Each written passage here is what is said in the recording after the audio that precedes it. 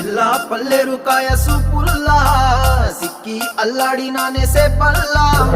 పసిడి పచ్చాని అరసే తుల్లా ధర పోస్తా ప్రాణాలు తానే అడగాల సీతా